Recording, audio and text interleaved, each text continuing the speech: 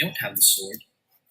Hey guys, welcome back to part two of our how to get items going in our choose your own adventure story tutorial.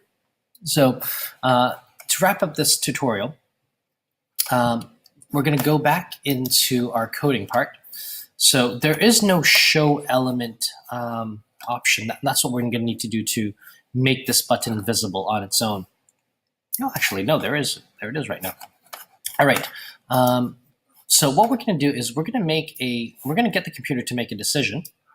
So we're going to use an if. Okay. Now you might have used if in your everyday language. So it creates what we call a condition in programming. And the way this condition works, if we think about sort of like an everyday example, your parents might say to you, "Oh, if you do really well at school, I'm going to give you more money for Christmas, or I'll get you a really nice toy that you really wanted." Okay, so you need to meet a condition set by your parents in order for you to receive something. And what we're trying to do right now is we're trying to write computer code. We're trying to write the logic for that.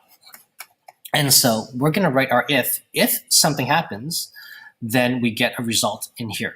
Okay, so let's start maybe with the result first. And it was the show element. So show element means to make something visible. Okay, and you'll recall that our button here was hidden, right? We set that up last time in our previous tutorial. And so what we're going to do is we're going to make that, or show the element for that button. So screen 6, button sword, screen 6 sword. Let me just see here. What did we call this? Let me check in my design. So design, this is called screen 6 button sword slash. Okay, so that's what I need to show. So screen 6 button sword slash. Screen 5. I was looking at screen 6. Okay, so screen 5 button sword slash. So we're going to make that button visible by showing the element. And actually, we may, if some of you guys might have a loop or feedback loop where maybe you repeat the same steps. So in that case, what you might also want to do is, we'll go over that right away. Okay, so let's finish this first. So we say if sword equals 1. Notice the sword has, this is an orange, it's a double equal sign. And the double equal sign is, if we look under mathematics, it's called an equality operator. And if you recall, a single equal sign, it means to assign a value. So sword gets a value of 1 or is assigned a value of 1.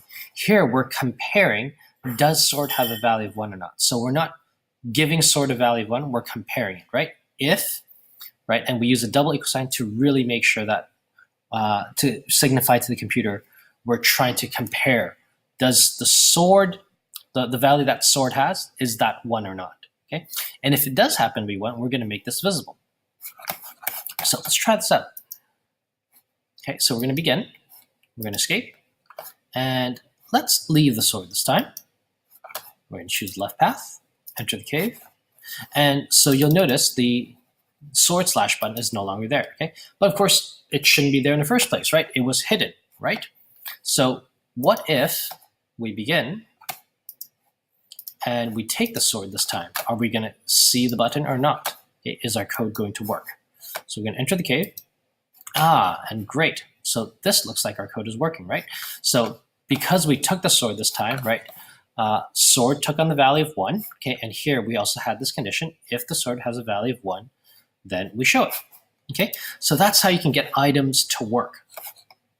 Okay, now one more little thing. Let's just go back and maybe fix this up. Some of you guys might need to perform this operation. This is just an extra security operation. So this is called an if-else. So if you satisfy the initial condition, right? So if sword has a value of 1, so I'm going to move this up here. We're going to make the button visible. Okay, but what if sword doesn't have a value of 1? Okay, and sometimes I know some of you guys have stories where you go back to the same place and you repeat maybe you have the option to always pick up the sword until you eventually take it, and then you can defeat the tiger. So in this case, you might, once the sword button becomes visible, it'll always be visible. Okay. So in this case, what we can say is if the sword doesn't have a value, we can actually keep it invisible. So with the show element, there's also a hide element, which is, this is the computer code for, if we look at this is exactly the computer code for ticking this checkbox, okay? And show element means to untick it, so to make it not hidden. Okay, so we're gonna hide the ID, screen 5 button / screen 5 button / okay? There's also a different way to do this as well, and I'll show you that very shortly, but this, there would be no apparent change in our code, so everything would still work as it was. So we can take the sword, go left, enter, / is there. Okay, begin again. And if we leave the sword, our sword button will not be there. Okay, so this works exactly as it was, but when there's a feedback loop, this may be necessary. Okay, if you guys don't have a feedback loop, you can ignore this, right? Just stop the tutorial right now. And the other way to do this actually is to say, some of you guys might have, we might call it what we might call consumables. So once you use something once, like a magical potion, once you use it, it's gone, okay? So you can indicate that it's gone by resetting, just like we set the sword to have a value of 1 or 0. So maybe once you use the sword, it's broken, right? So what you can actually do is you can set the sword to be 0, okay? So once you use the sword, sorry, no, this is not where we use the sword. But when you click on the sword button, so we would have a UI controls here. So on the event that you clicked on the sword / button, then what you might want to do is you might want to say, okay, so once we've used the sword, right? So if we look over here, so once we click on that, right, that's what this is trying to say. On the event that you click on this button, we're going to say our sword, oops, has a value of 0. Okay, so this maybe indicates that you've consumed your sword, okay, and that it's broken now.